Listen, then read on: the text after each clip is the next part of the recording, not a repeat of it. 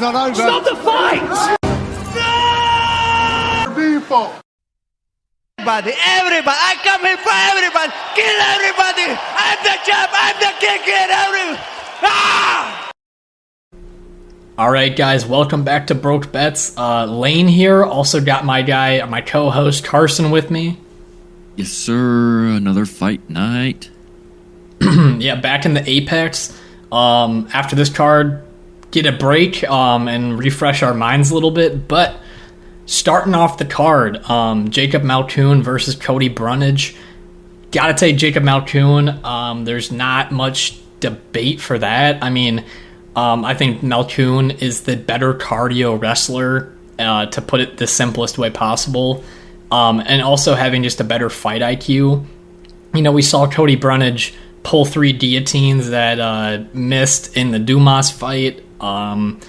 Just doesn't seem to have the toughness either to really make it through a lot of these fights. Like Olajaychik, he kind of just covered up and got finished pretty fast once he got reversed. So Malkoun's not a finisher, but I think if you just ground and pound Brundage, when he's so damn tired, he'll cover up and he'll give up, and Malkoun will get his KO. So, what do you think?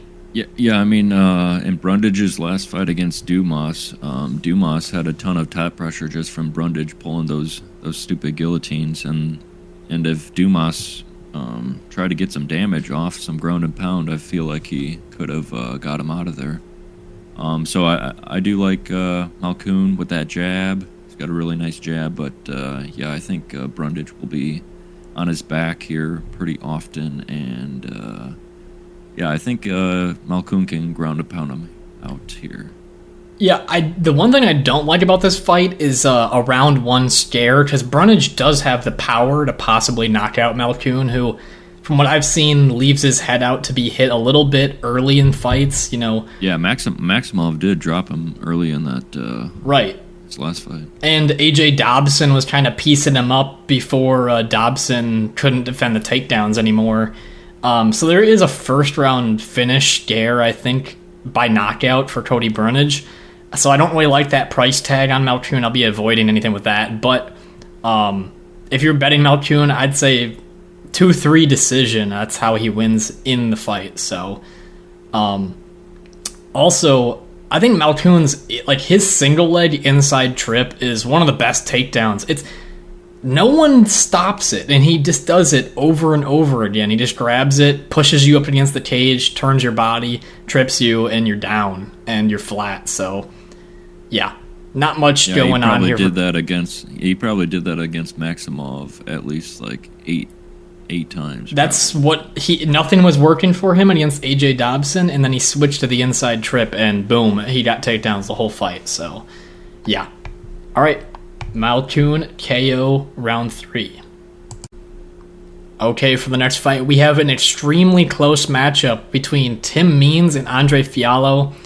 I just don't see Andre Fialho as a minus 200 favorite here, and there's a lot of things going against Tim Means in this fight, but I just want to pick him here. I just feel like the price tag for Fialho isn't accurate. You know, Tim Means, 10 years of age, not really... not going to go up in the division or gain any skills at this point. But in my opinion, Tim Means, I mean, in a way, I would somewhat describe him similar to Sean Strickland, not like skill-wise, but he's a pretty tough fighter. He stays in there, throws pretty straight punches. And Andre Fialho is just, he gets hit by some big shots. He gets hit a lot. Tim Means actually looked pretty good against Alex Morono up until that guillotine, and I just don't know how I feel about Andre Fialho in this fight. So let's take a shot on the underdog in Tim Means against the odds. What do you think? Yeah, I think Means will have the better volume. I think Fialho is a little too patient, waiting to counterpunch, and sits back on his back foot a little bit.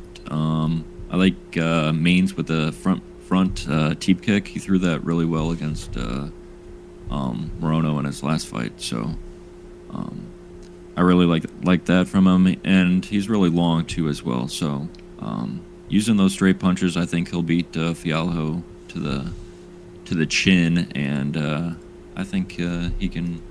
What'd you say? Late finish? Late finish, yeah. That's been the case for Andre Fialho in the last 2 fights. So right. And we got the call when he fought Buckley.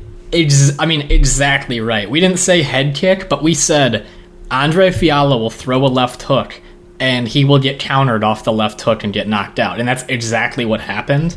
Something he does horrendously and where he gets caught the most is he just gets super flat-footed looking for his own counter shot and leaves his chin straight up in the air. And Tim Means, a crafty veteran, should be a little bit more exposed to that stuff. And his game plan, Tim Means, you listen to Dominic Cruz on the Alex Morono fight, and he makes a pretty great call that every time Alex Morono went first, Tim Means countered 2-3 punches right after. He went to the body, then back up to the head, right after every shot that Alex Morono threw.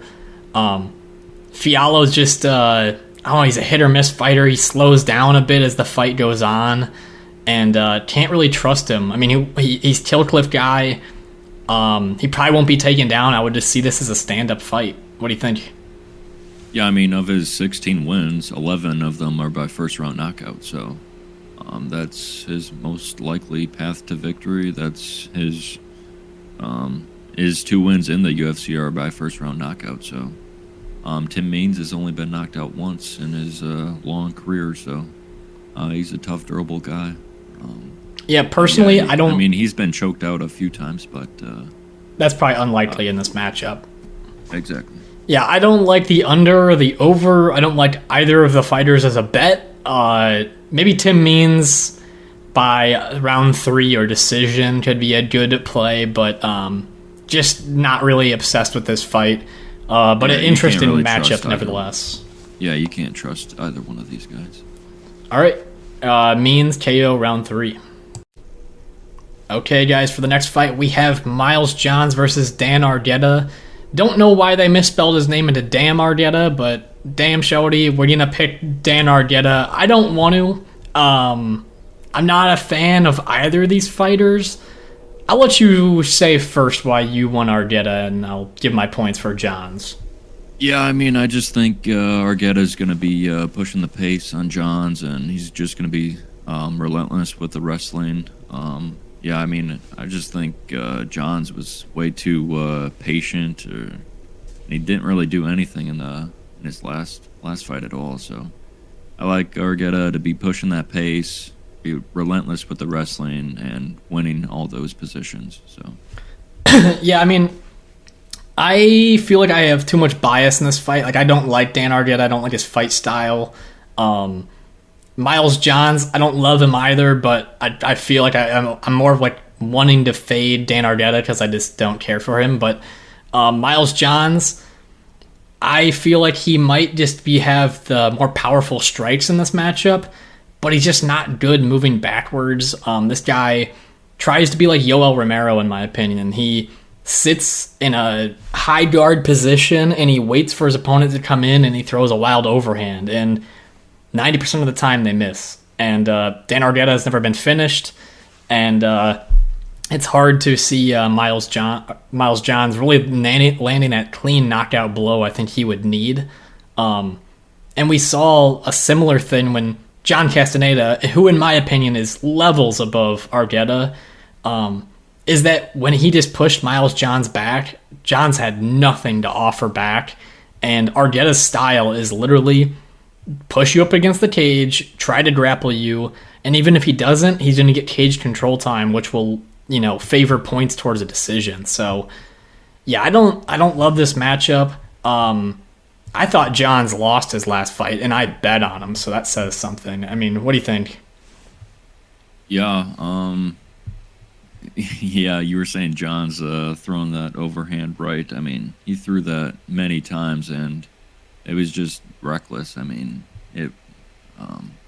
he's off balance when he throws it as well, so I think Argueta will be able to capitalize on that. Another note I put down is I feel like Dan Argueta fights through exhaustion, whereas I think Johns falls apart when he feels exhaustion. and that's worrisome. We're going to go by decision. I just feel like both these fighters don't do the most damage. They're not high volume. It'd be interesting. I think if Dan Argueta doesn't push a pace instantly in this fight, Miles John stands a really good chance to win. So, yeah. Dan Argueta's striking pretty bad once he's grappling, so it should just be grappling the whole fight, in my opinion. But yeah, Dan Argueta by decision.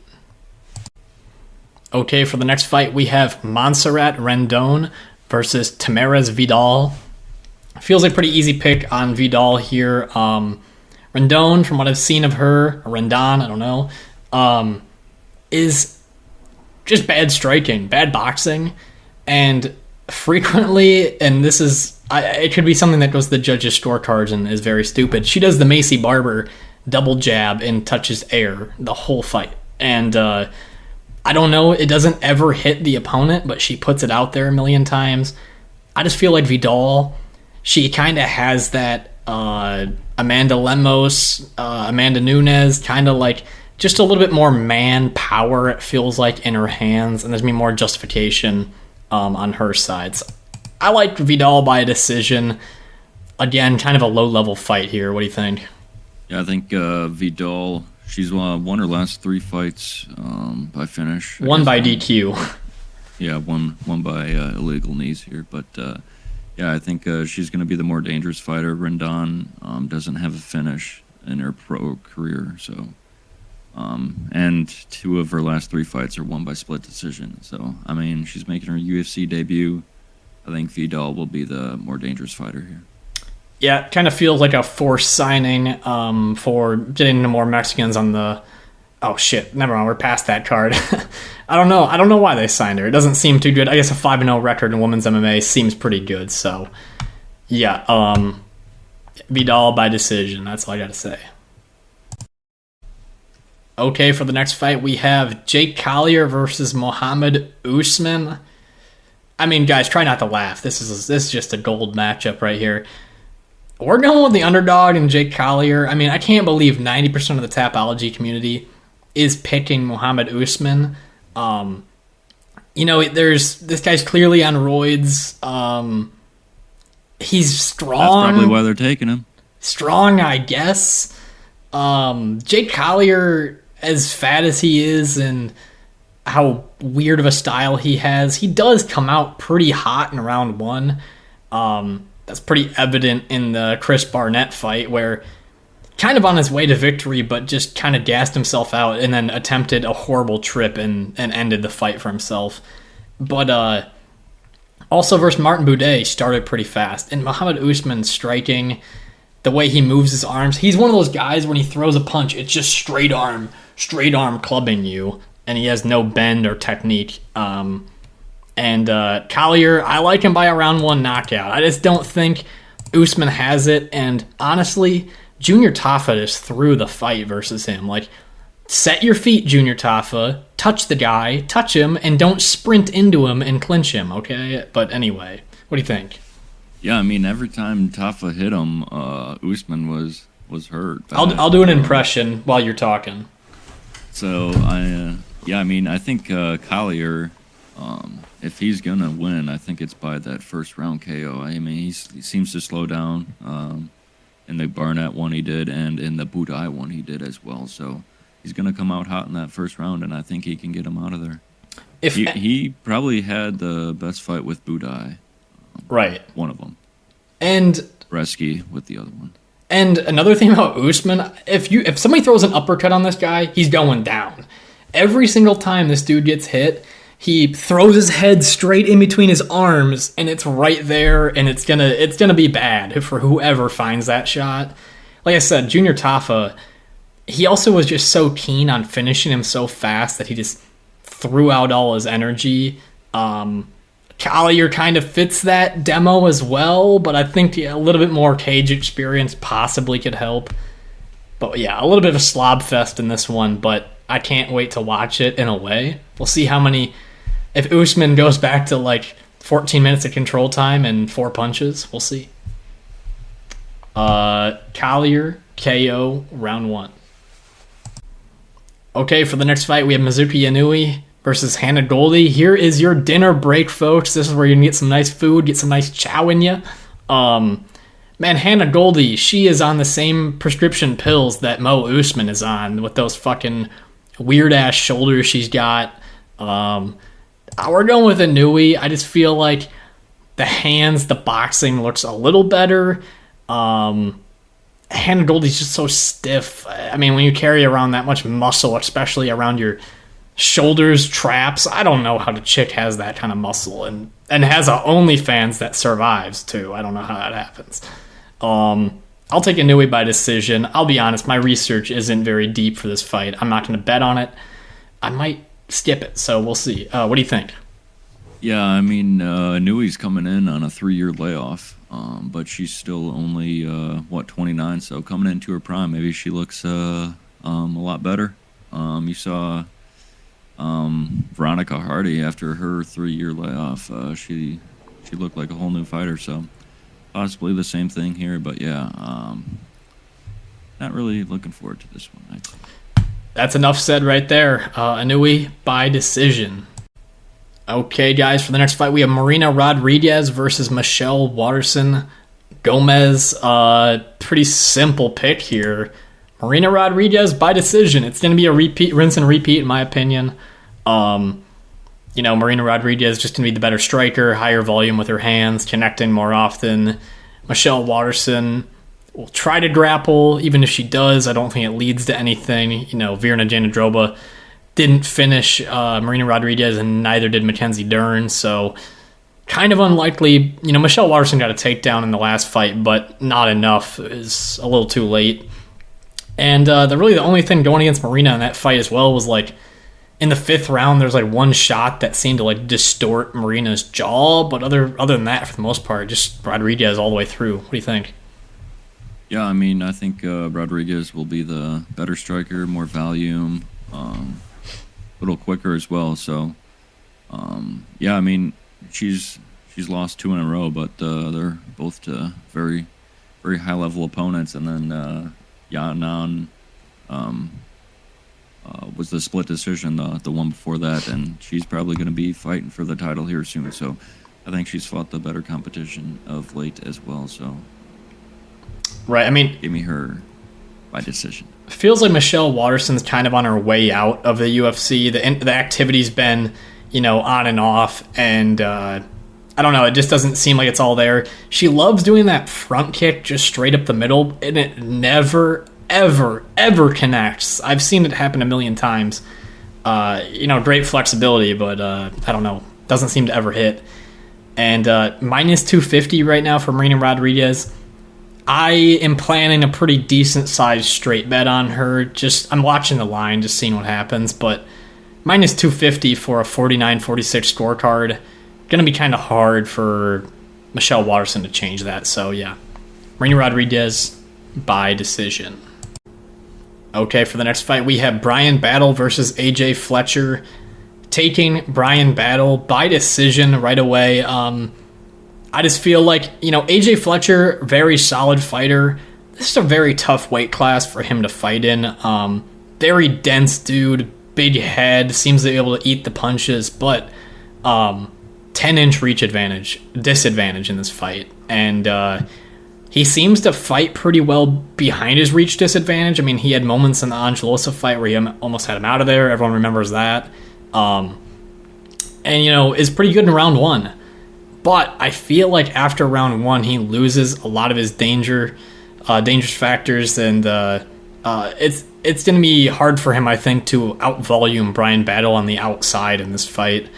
And I just think Bryan Battle touches him up to a decision. AJ Fletcher hasn't been finished before, and Matt Semmelsberger, who's got thunder in his hands, couldn't knock him out. And, Losa wasn't too close to a finish, but he did hit him a lot. I mean, what do you think here? Yeah, I mean, I really like the 10-inch reach advantage for Bryan Battle here in this fight. I think it'll just be touching him up. Like you said, Fletcher's never been finished before, so I think it does go a little bit longer. Battle of late, I mean, his loss was to Renat Fakhretdinov in who just controlled him pretty much the entire fight. He couldn't get anything going on the feet. So, yeah, I mean, I think Battle, as this fight goes along and Fletcher slows down a little bit, I think Battle can pour it on him. Right, and I think the grappling could really slow down AJ Fletcher if he tries to use it too, because Battle has a pretty active guard, and he's going to be a lot longer legs from the bottom position. It's going to be hard for AJ Fletcher to do much there. AJ Fletcher does remind me a lot of like a Matt Serra, just really small, dense, has good amount of power, but yeah, I think he's just outmatched in this fight. Tough matchup.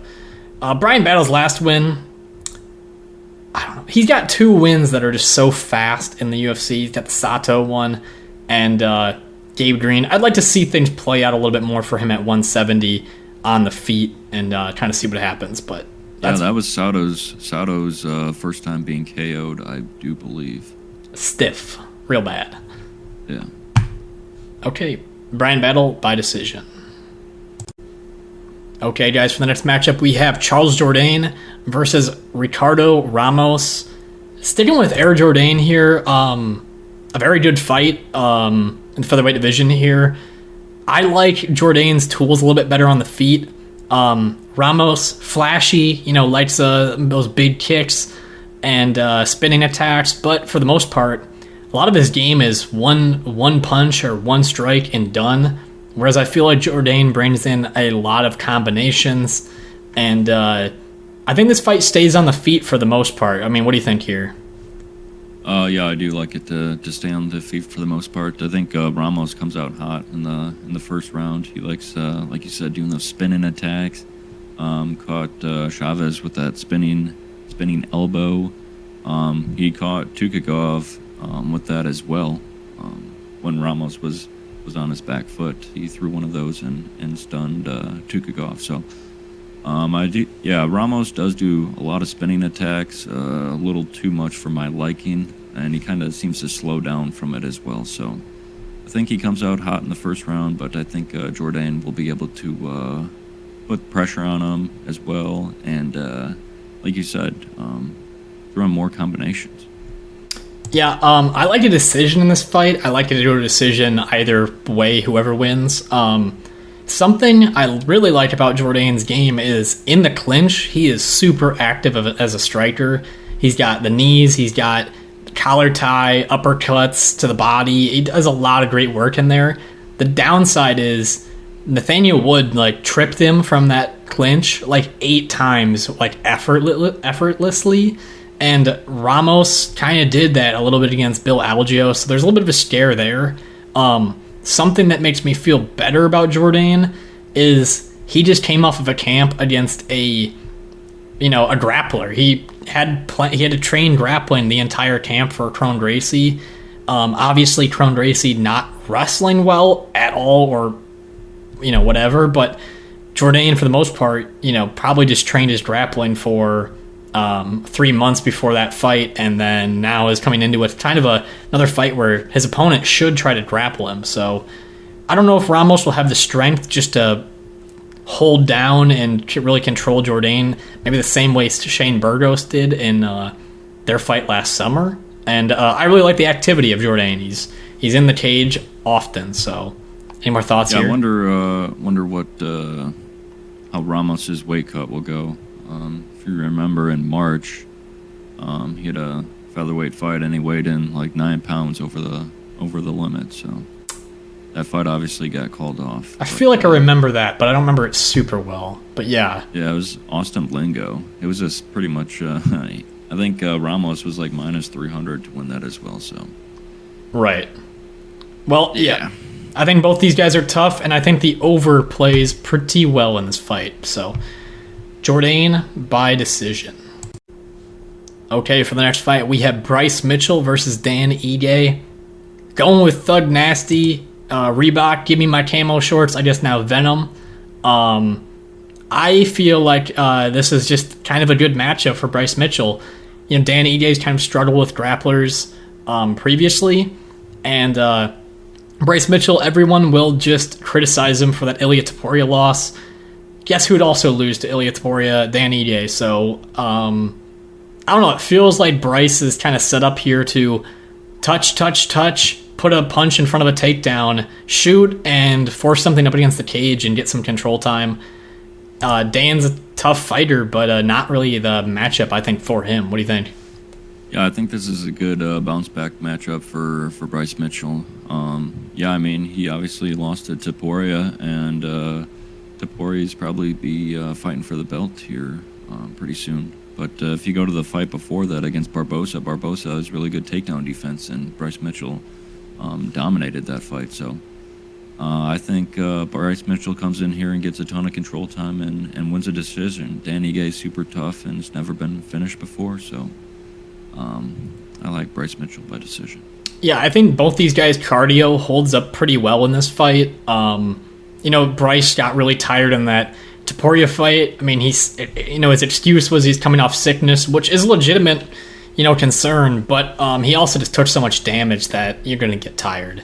And, Dan Ige, something I really noticed in his fights, and specifically in the Movsar Evelev fight, is when he got shot on and Evelev had him against the cage, Dan frequently gave up his back, and if you're just going to give up your back against Mitchell, you're just going to lose minutes, and Bryce just has a very controlling style with his jiu-jitsu, and it just feels like rounds will just disappear away from Dan Ige. And I always say, I feel like Bryce's striking is kind of underrated. Like, he sits pretty far out of range. He doesn't have great kicks or damage, but he throws straight punches. He's not wild. And like I said, he puts a jab in front of his takedowns, which could just distract Dan to a clean double leg or pushing him up against the fence where he could finish it. So, yeah, I like Bryce. They're always anticipating him shooting a takedown, and he caught Barbosa with a nice strike and knocked him down. So that could possibly happen. Right. All right. Bryce Mitchell by decision. I will probably plan on betting it as well. So. All right, guys, welcome to the main event prediction. As always, drop a like, subscribe. Thank you for the support. Hitting 1,000 subs here, and we'll just keep on working on it, guys. And again, stay tuned for NFL bets, as always. In the main event, Rafael Fiziev versus Mateusz Gamrot. I originally was thinking Mateusz Gamrot, and I've switched to Rafael Fiziev after watching film and debating things. I just feel like the side of damage is on the Fiziev side, and Mateusz Gamrot does not deal enough damage, and I think judges are going to start to catch on to that fact and maybe look against him in the scorecards, whereas Fiziev is always throwing strikes and does a pretty good job of defending takedowns. So what do you think here? Yeah, I mean, Fiziev does have really good takedown defense, and I think he'll be doing the far superior damage. I know Gamrot's going to be shooting those takedowns. It's just a matter of how long, I guess, he'll be able to keep Fiziev down. I think Fiziev will definitely be doing the bigger damage. Fiziev doesn't wear damage on his face. It doesn't seem very well either. So something to keep in mind, but I don't think Gamrot will be doing much damage. So I like Fiziev with his kicks, switching stance, that left hook, and I think he can land some good knees if Gamrot's telegraphing those shots on the takedowns. I was about to mention that. I feel like Gamrot throws the most, shoots the most naked takedowns in the world. Like he's makes it so evident to his opponent that that's all he wants to do. And, in the Jalen Turner fight and in the Beneil Dariush fight, it's literally just him with his head down and his arm straight out, and they know instantly he's going for that. And I feel like Fiziev, who has pretty great hips, will be pretty keen on that. And, I mean, this fight, the way that it's the location and the rounds, being 5 rounds, it favors Gamrot, and being in the Apex really favors Gamrot.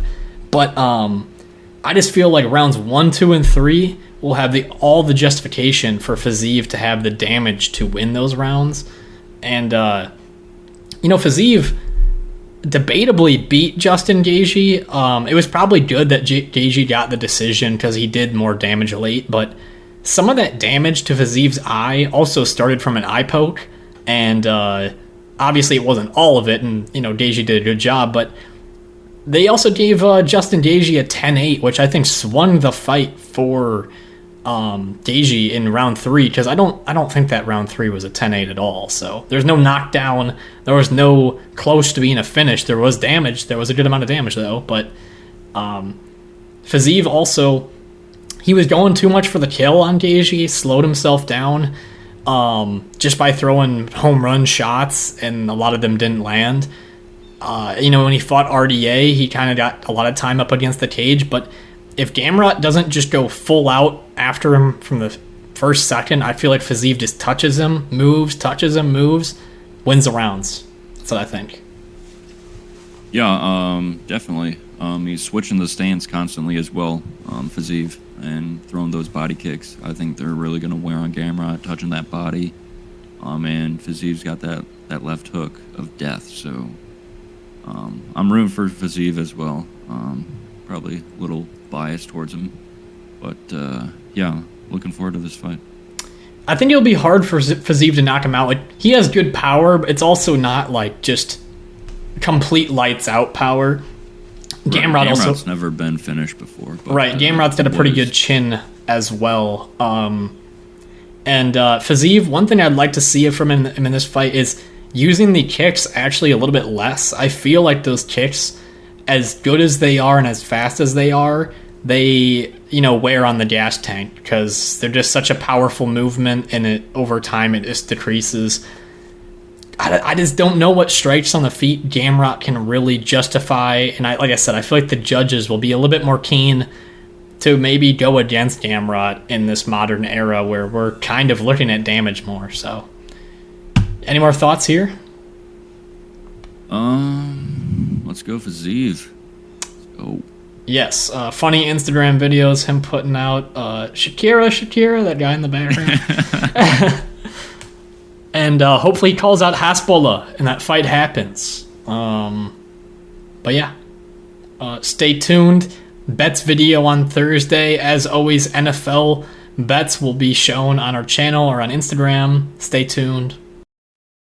Okay, guys, here we are for the Noche UFC recap. Grasso and Shevchenko. I feel like a lot of controversy. It was a good card. A lot of controversy, obviously. Instant classic title fight. I thought Grasso won 2, 4, and 5. I could see people scoring it for Valentina, but 10-8 in the 5th is ridiculous. But I said it all week. The over was the play, and I guess that ended up being absolutely correct. So let's just go down the bets here. I live bet Jasmine after round 2. I thought anybody at plus money, and the books thought that she won round 2 as well, but some of the judges stored that round for Tracy Cortez, which really surprised me. But I thought she was going to be able to implement the grappling in round 3. I was wrong. Yeah, good win from Tracy. Also, the Mexican crowd behind Tracy is just they were very loud for that fight. So every punch that was landed for Cortez had an exaggerated pull, but still a good fight from her. Next, lost on Fernando Padilla. Again, this one could have gone either way, and to hear unanimous for Kyle Nelson, then also 30-27, I don't even know how that happens. But Fernando Padilla, just lacking some volume in the striking, and didn't address the leg kicks in the first round, which just kind of seemed to have an effect on him, but didn't keep his hands up either, man. Just keep your fucking hands up or move your head. And Nelson just threw some overhands, but weird fight, not very entertaining. Next, Zell Huber, another guy didn't keep his hands up in round 1, and it's so weird for a guy having a huge reach or a reach advantage, size advantage. He is constantly throwing the check hook instead of like a check jab. He should just kind of put a feeler out for a jab when Diagos rushes into him. That's why he is getting hurt in round 1. He's allowing Diagos to cut down that distance. But Zellhuber takedown defense was on point, and obviously it led to that beautiful submission. Moving down further, Shirez, bro, Lacerda, get the fuck out of here, dude. You're trying to get out of that fight. I don't understand how they can be so hard on Chris Taglioni when a fighter, he's checking his arm, he's doing like the grab the arm, and then Lacerda just goes full limp with the arm. Like, that, you're trying to get out of the fight. That's what you're doing when you're doing that, and everyone knows that. So I don't really blame Chris Taglioni in that instance. I think Daniel Lacerda realized, oh, I can just fake that I'm unconscious to get out of this fight and then get it overruled. So fighters might start doing that shit now, so that's a problem. But I thought Shirez was going to go out and win anyway, but we had that parlayed with Raul Rosas Jr. And Rosas, easy money. I mean, we all know Terrence Mitchell wasn't good, and that was pretty dead obvious from the beginning. So, yeah, easy money there for Rosas. Gets the knockout, but we all knew it should end in the first round. Going down to the bottom of the list here, like I said, over 4.5 in the main. Obviously, some scares. I had more scares in the first fight. The knockdown for Grasso with a ton of damage up against the cage in round 2. Along with a lot of the grappling positions, a back take from Valentina. Also, something to think about. Valentina had the back with a bunch of small punches for a round. They didn't give that a 10-8, but then they gave round 5 a 10-8 when Grasso had back control for like a minute and a half. So, really strange, in my opinion, how that can even be justified. Next, Kopylov by finish. Easy, bro. Easy. We all know this dude's a finisher. He takes his time, that's the only worry. But Fremd had his mouth wide open, bleeding. The body kicks are insane, how purple his body was, the punches. Everything's clubbing, and just a huge threat, a contender for fighter of the year, or just one of the best fighters of 2023 for sure. And then I added Zellhuber by finish. Just knew Diagos doesn't really have the durability. A lot of it was Zellhuber too. I probably am too hard on him because he did win in a good fashion, but going first would help him a lot. When you're the bigger man and you keep on having to back up and give space, they kept on talking about that invisible wall in the fight, but you should punish that guy every time he comes into your range, and that was something I really struggled to see with Zellhuber. But stick to the fundamentals, use your length better. That's what I would say to him. And then the overs ended up being, closer than it should have been. I knew it was a sketchy bet, but Martin Man is so bad, so unbelievably bad. And, she made it, but actually the only reason I bet that was because Knudsen kept on clinching after beating up her opponent, the contender. So she did the same thing with Martin Man. Cortez and Jasmine, easy overhit. And then Loopy and Elise Reed, really bad overbet, but I still thought in some instance it could have just gone over. We all knew Loopy was a lot stronger, better, but, statistically, she's gone to decision so many times. I should have just done Loopy money line instead of that, but, still turned out a positive card, had a stupid live bet. Okay, I'm talking about the Jack Della Maddalena fight. I was gonna live bet Jack Della at -175, but I couldn't trust the judges this night. The way the Padilla fight went down, the way that none of them gave Jasmine round 2, I couldn't do it, and Jack was -175 after round 2. I honestly thought JDM dominated. I don't know what you guys think or maybe what you were watching, but Kevin Holland really didn't land anything. It was just touching with the feet, really nothing damaging, and then he couldn't land his hands, and it felt like Jack landed the bigger shots to the body. He also landed to the head. You know, Kevin just doesn't show as much damage, maybe because of his skin tone as well, but I thought it was a clear 30-27 for Jack Della, and I thought it was pretty dominant as well. So, liked his performance there. Obviously stopped like 2 takedowns, which was also very nice.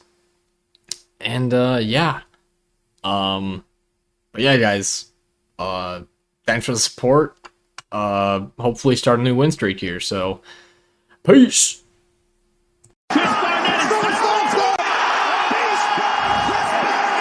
I know. It doesn't matter, I'm from the trenches. I'm built like this. The old doubted me said I couldn't do it. The old said I couldn't do it. Look at me now.